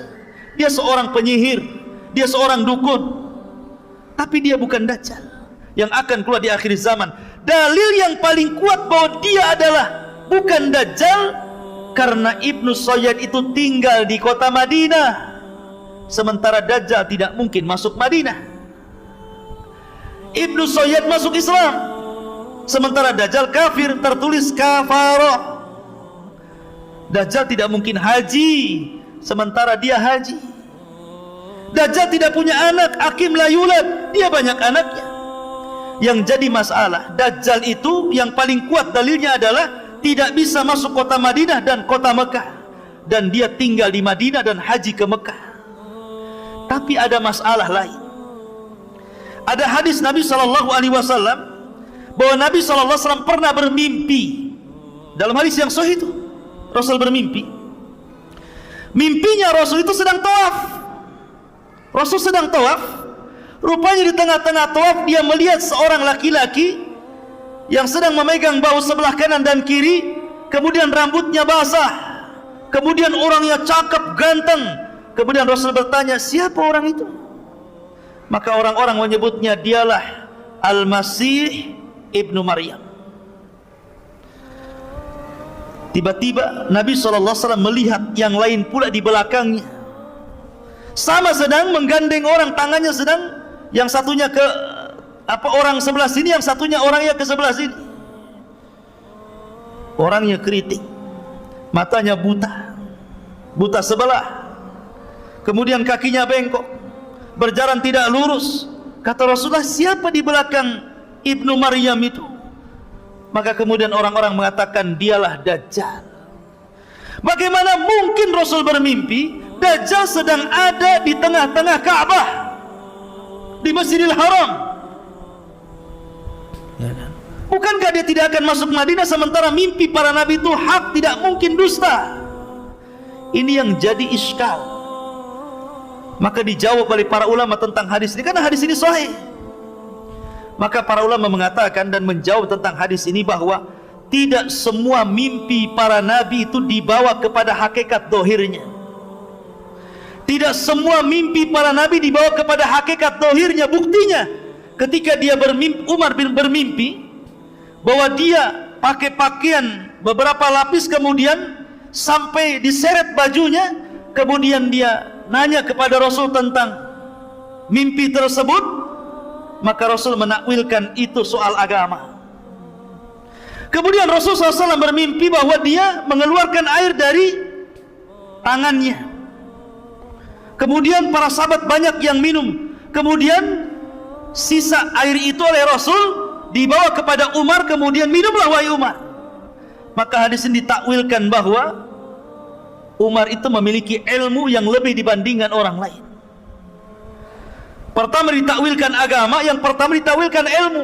Jadi terkadang mimpi itu tidak harus dibawa kepada hakikatnya, walaupun itu mimpi Nabi, karena akan bertentangan. Boleh jadi takwilnya maknanya bahwa Isa bin Maryam inilah yang kelak akan membunuh Dajjal, karena sama-sama Al-Masih kan. Al-Masih Isa bin Maryam, Al-Masih Dajjal.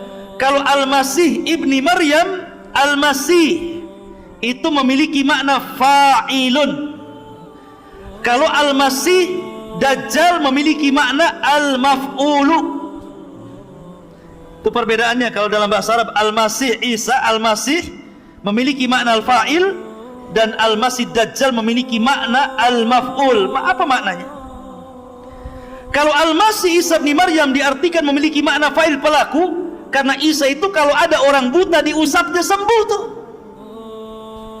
Setiap dia mengusap orang buta sembuh, dia yang mengusap atas izin Allah sembuh.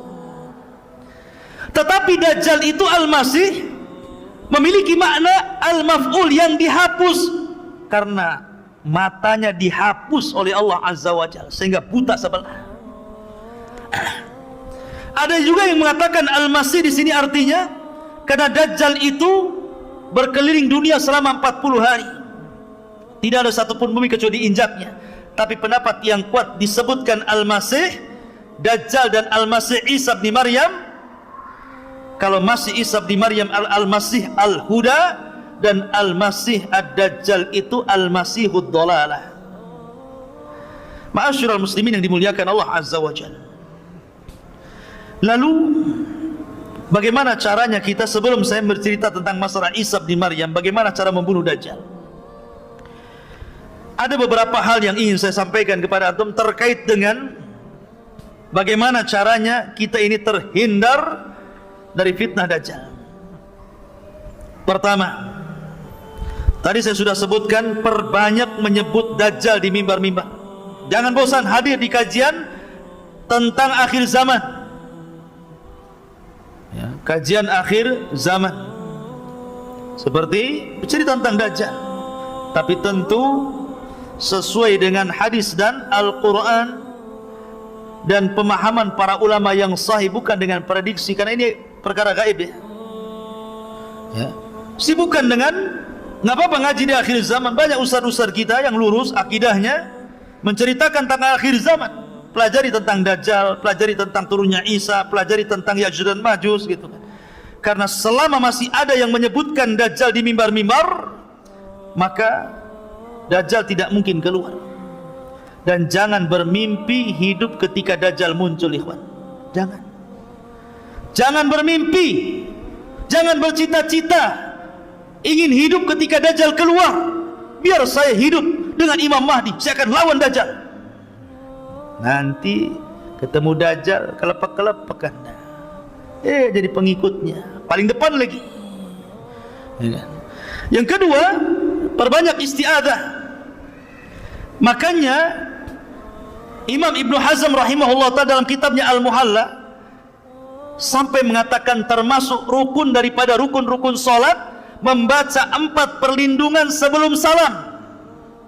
Berlindung dari fitnah jahannam, berlindung dari fitnah kubur, berlindung dari fitnah buruknya kehidupan dan kematian, berlindung dari fitnah Dajjal. Kata Imam Ibnu Hazm, membaca 4 perlindungan ini rukun dari rukun-rukun salat. Kalau tidak dibaca tidak sah salatnya. Tapi ini pendapat Dohiri, pendapat Ibnu Hazm, pendapat yang benar, tidak sampai rukun, hanya sunnah saja, ya kan? Mustahab. Kalaupun tidak dibaca sah salatnya. Tapi menunjukkan bahwa sampai Al-Zahiri Yang dalam hal ini Al-Imam Ibnu Hazm sampai mengatakan saking pentingnya berlindung dengan Dajjal sampai berpendapat rukun dibaca sebelum salam, kalau tidak sah solatnya. Sampai seperti itu, saking bahayanya Dajjal itu. Maka jangan pernah lewatkan, walaupun pendapat yang benar tidak rukun. Kemudian yang ketiga, membaca permulaan 10 ayat surah Al-Kahfi atau membaca 10 ayat akhir surah Al-Kahfi. Kalau bisa dua-duanya, baca 10 awal, baca 10 akhir, lebih bagus lagi baca semua. Baca semua. Karena tadi saya sudah katakan, kenapa surat ini sangat luar biasa untuk membentengi Anda untuk menghadapi fitnah Dajjal. Karena Dajjal membawa 4 fitnah: fitnah agama, fitnah harta, fitnah kekuasaan, fitnah dengan ilmu. Dan dalam ayat surah Al-Kahfi ada cerita tentang 4 fitnah itu. Cerita Ashabul Kahfi, cerita Dzulqarnain, cerita Musa dengan Khadir, dan cerita tentang Ashabul Jannataini. Cerita Ashabul Kahfi fitnah agama, cerita Dzulqarnain fitnah kekuasaan, cerita Ashabul Jannataini cerita harta, fitnah harta, dan fitnah ilmu ketika cerita Musa dengan Khadir. Dan 4-4-nya ada pada Dajjal. Maka kalau hari Jumat baca surah Al-Kahfi. Kemudian perkuat iman dan ilmu, sering hadir di majelis ilmu, sering datang di kajian. Bukan hanya bab Dajjal saja. Kalau bab Dajjal muncul antum, giliran bab yang lain malas. Kenapa malas? Bukan bab Dajjal katanya. Ya. Kok semangat? Iya, karena temanya bagus, tema akhir zaman. Kalau tema awal waktu kayaknya enggak. Ini akhir zaman, menarik katanya. Kalau nggak menarik nggak mau datang. Seolah-olah iman itu kalau bicara tentang akhir zaman itu baru naik kan gitu. Tidak. Iman itu dibentuk dari pondasi. Belajar dari akidah dari dasar dulu. Jangan main loncat. Ya kan? Dajjal ini kan bagian daripada satu di antara bab-bab akidah. Lihatlah Syarhus Sunnah karya Imam Barbahari, lihat Ushulus Sunnah karya Imam Ahmad, lihat Ushulus Sunnah lil Humaidi, Ushulus Sunnah miliknya Ibnu Zamanin, As-Sunnah li Al-Lalikai. Paling bab Dajjal itu bagian daripada satu fakrah dari akidah Ahlussunnah wal Jamaah. Satu poin dari sekian banyak poin yang harus dipelajari dari akidah-akidah Ahlussunnah wal Jamaah.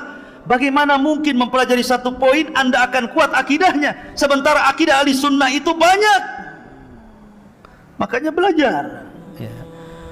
Mulai dari kecil sampai besar, ambil ta'silnya, ya.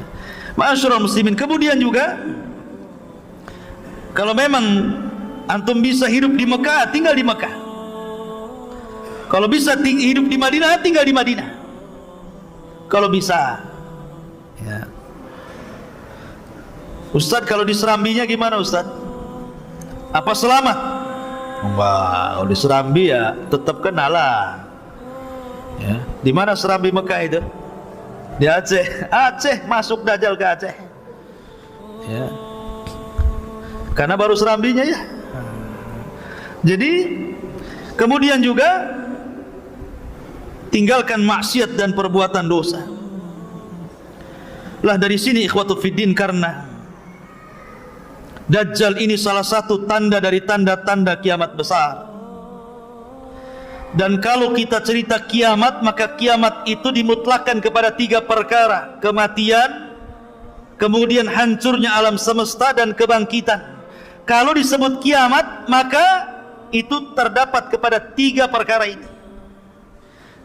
Jangan hanya takut kepada kiamat yang kedua. Masih sibuk cerita tentang kiamat yang kedua. Sebentar lagi Imam Mahdi keluar, sebentar lagi Dajjal akan keluar. Kita siap-siap. Dia lupa di sana ada kiamat. Sebelum kiamat itu namanya kiamat kematian. Karena kalau diitlakkan kalimat kiamat ada 3. Satu, kiamat kematian setiap manusia. Idza mata ahadukum qamat kiamatuhu. Kalau meninggal salah seorang di antara kalian, tegak kiamatnya. Ini harus persiapan. Bagaimana caranya? Al-kayyisu man dana nafsa wa amila lima ba'dal maut. Orang yang cerdas menghadapi kematian itu orang yang selalu introspeksi dan mempersiapkan bekal untuk kematian. Yang kedua, kiamat hancurnya alam semesta. Makanya dalam Al-Quran ada namanya suratul kiamah. Itu juga dimutlakkan kepada kiamat. Ini pun harus kita siap-siap, karena Al-Quran menyebutkan kiamat telah dekat. Tapi dekatnya seberapa, wallahu alam. Jangan memprediksi dengan sekian tahun. Yang jelas sudah dekat. Kapan? Wallahu alam. Kemudian ada kiamat yang lebih besar, namanya kiamat kebangkitan. Ini kiamat harus dihadapi betul-betul, karena kita akan menghadapi perjalanan yang sangat melelahkan, sangat panjang, penuh dengan lika-liku, sampai Abu Hurairah menangis dan mengatakan, bagaimana aku akan mampu melakukan perjalanan itu kalau bekalku sedikit, sementara jalanku sangat panjang. Itu harusnya, ya. Ma'asyiral muslimin yang dimuliakan Allah Azza wa Jalla. Taib, kembali ke awal, bahwa setelah Dajjal merusak ke sana kemari dan pasukan Imam Mahdi tidak sanggup mencegah pasukan Dajjal, akhirnya Imam Mahdi pun terpaksa bersembunyi di Bukit Tur. Bersembunyi karena mereka tidak sanggup melawan Dajjal, karena Dajjal tidak bisa dilawan. Makanya Umar bin Khattab ketika hendak membunuh Ibnu Sayyad yang disangka Dajjal, apa kata Rasulullah? Ketika Umar mengatakan, ya Rasul, da'ni adrib unuqa, Rasul, biarkan ku penggal tu lehernya si Ibnu Sayyad itu, katanya. Kata Rasul, jangan. In yakunhu fala tastati biqatli. Kalau memang dia betul-betul Dajjal, kau tidak akan bisa membunuhnya. Fa illam yakunhu fala hajata biqatli. Kalau dia bukan Dajjal, ngapain kau bunuh, katanya Rasul. Artinya bahwa kalau memang itu Dajjal, kata Rasul, tidak ada yang bisa membunuh kecuali Nabi Isa. Makanya karena ini sudah disabdakan Rasul dan sudah hafal kaum muslimin, makanya mereka pun tidak lanjut untuk melawan Dajjal, walaupun sebelumnya sudah mengalami peperangan yang melelahkan, mengalami kemenangan yang luar biasa, menghadapi pasukan kuat, pasukan besar, pasukan yang mayoritas di akhir zaman.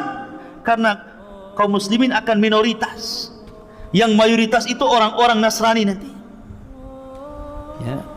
Tetapi ketika menghadapi Dajjal mereka tidak sanggup, makanya sembunyi di Bukit Tur. Sampai kepala kerbau itu lebih baik dibandingkan dinar, karena punya uang buat apa? Dapat harta ghanimah, harta rampasan perang, emas di mana-mana, tapi yang jual makanan nggak ada, buat apa? Makanya dikatakan kepala kerbau lebih baik dibandingkan dinar. Mereka terkepung di situ. Sampai akhirnya kalau mereka tetap bertahan di situ, mereka akan mati kelaparan. Maka mereka bertekad, sudahlah, daripada kita dalam kondisi seperti ini tersiksa, nyerang tidak, nyerah pun tidak, sudah, kita harus hidup senang atau mati syahid. Maka Imam Mahdi setuju. Pasukan disiapkan. Di malam itu mereka istirahat dengan total, dengan nyenyak.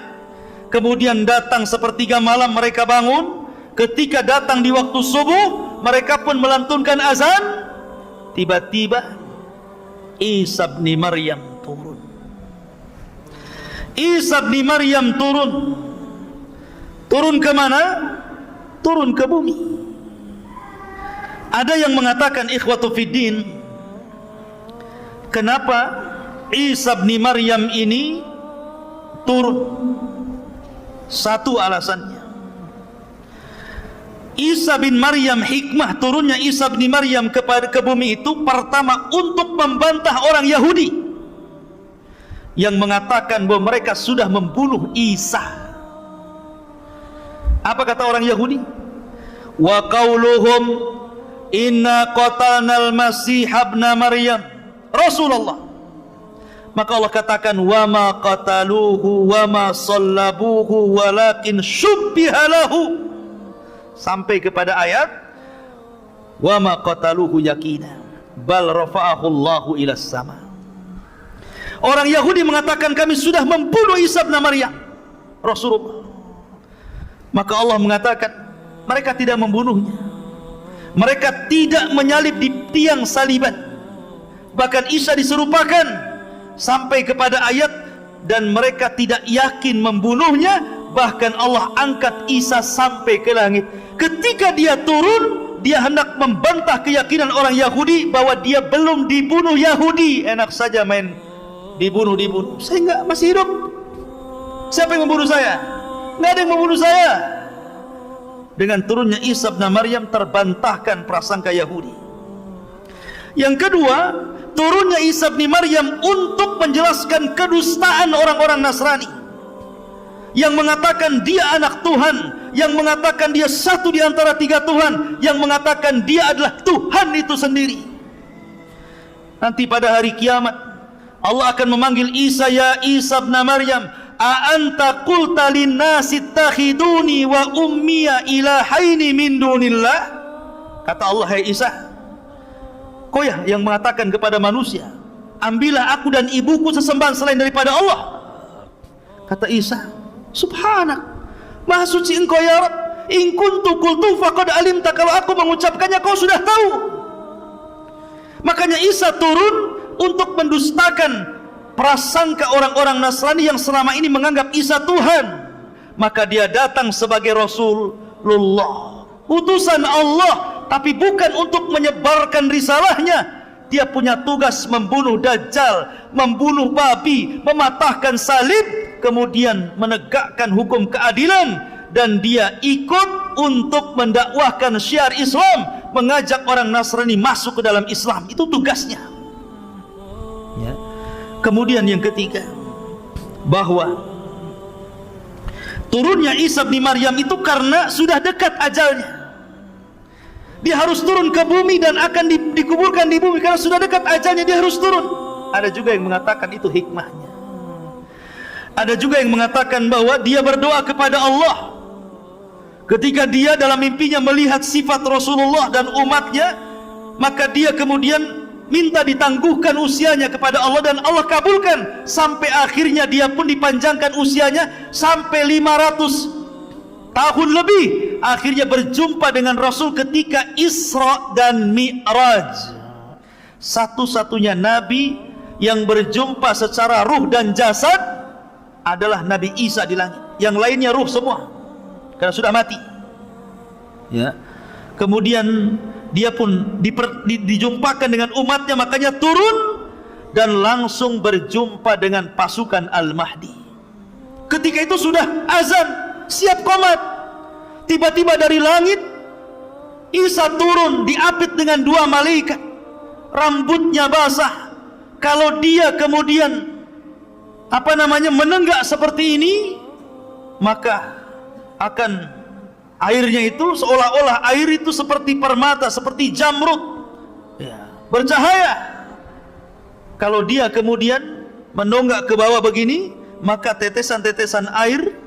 Dan ingat, dia punya nafas sejauh mata memandang. Isa itu kalau bernapas itu akan sampai ke arah sejauh mata memandang. Kalau sekali tiup, ini anginnya melesat sampai sejauh mata memandang. Siapapun orang kafir yang menghirup nafasnya Isa pasti mati ya. Kalau antum ya makan jengkol dulu lah ya. Ya. Ma'asyiral muslimin yang dimuliakan Allah Azza wa Jalla. Maka Isa pun turun. Di mana? Di menara, di sebuah menara yang berwarna putih di Damaskus sana, sebelah timur Damaskus. Menaranya sudah ada. Sampai sekarang sudah ada menara itu, persis seperti yang diwahyukan Rasul sallallahu alaihi wasallam. Yang diwahyukan Allah kepada Rasul sallallahu alaihi wasallam, yang disampaikan kepada kita. Menara itu ada hari ini. Anda tengok aja di Google. Ya. Ma'asyiral muslimin, lah ketika Isa bin Maryam turun, kemudian langsung menemui kaum muslimin yang sedang sholat, yang akan sholat subuh. Isa bin Maryam mengatakan kepada Imam Mahdi mengatakan kepada Isa, karena langsung kenal. Kenapa Imam Mahdi langsung kenal dia Isa? Karena sudah mendengar hadis-hadis tentang siapa Isa bin Maryam dan ciri-cirinya. Makanya dia mengatakan, taqaddam ya Ruhallah, silahkan maju, kau jadi imam. Tapi Isa mengatakan tidak, likulli qaumin umara, setiap kaum itu ada pemimpinnya, kau saja yang jadi imam. Kenapa alasannya Isa menolak? Isa malah kemudian menjadi makmum dan Imam Mahdi menjadi imam. Bukan berarti Imam Mahdi lebih mulia dibandingkan Isa. Tidak, Isa jauh lebih mulia dibandingkan Imam Mahdi. Dia seorang Rasul, dia seorang Nabi, dia Nabi yang paling masyhur dari Nabi-Nabi yang akhir dari Nabi-Nabi Bani Israel ya. Tapi kenapa dia kemudian tidak mau jadi imam dan jadi makmum? Pertama, karena tidak diturunkan Al-Quran kepada Isa. Isa itu diturunkan Injil. Tidak mungkin imam pakai Injil, pakai Quran lah, ya kan? Ya. Yang kedua, Isa bin Maryam,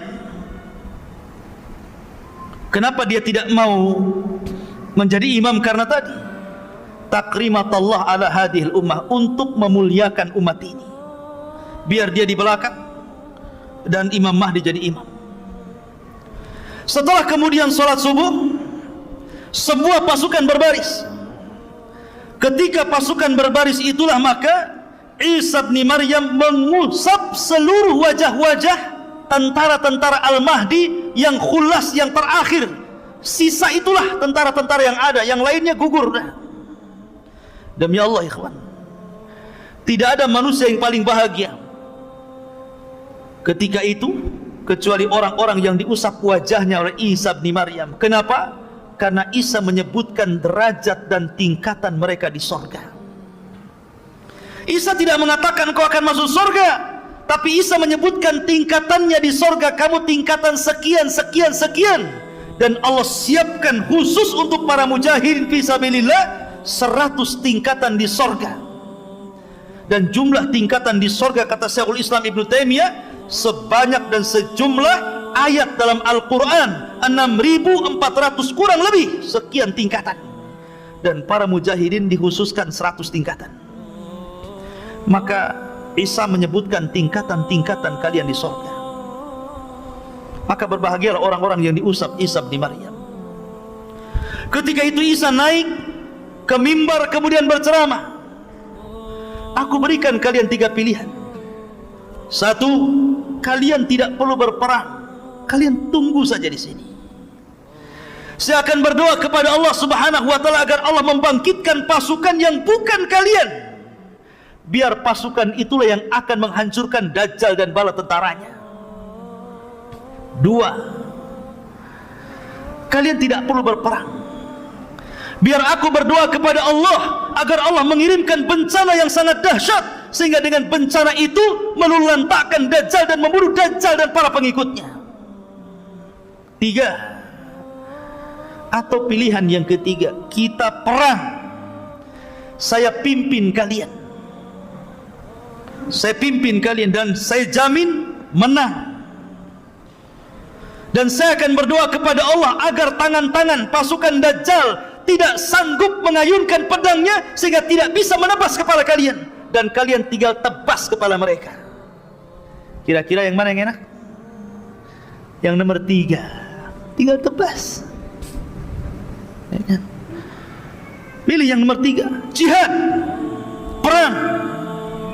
Akhirnya setelah itu Imam Mahdi, kemudian Nabi Isa bin Maryam, kemudian kaum muslimin, mereka pun kemudian mulai melakukan penyerangan. Ketika Dajjal tahu bahwa Isa itu sudah turun, maka dia langsung lekas bersembunyi kembali ke Palestina. Tetapi memang usianya sudah dibatasi, hanya 40 hari. Begitulah sabda Nabi SAW. Maka akhirnya kemudian dia pun dikejar Isa bin Maryam, ke timur, ke barat, ke selatan, ke utara, sampai akhirnya tidak ada lagi tempat kecuali di Babil Lud. Dia bersembunyi di Babil Lud. Maka Isa bin Maryam memegang tonggatnya, memegang tombaknya, Kemudian Dajjal melihat Isa seperti garam yang meleleh tersiram air, ketakutan.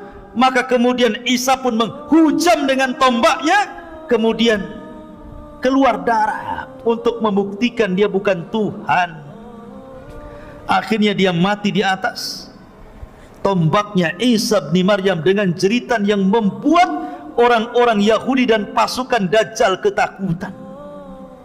Dan situlah kaum muslimin akhirnya berhasil menyerang orang-orang Yahudi.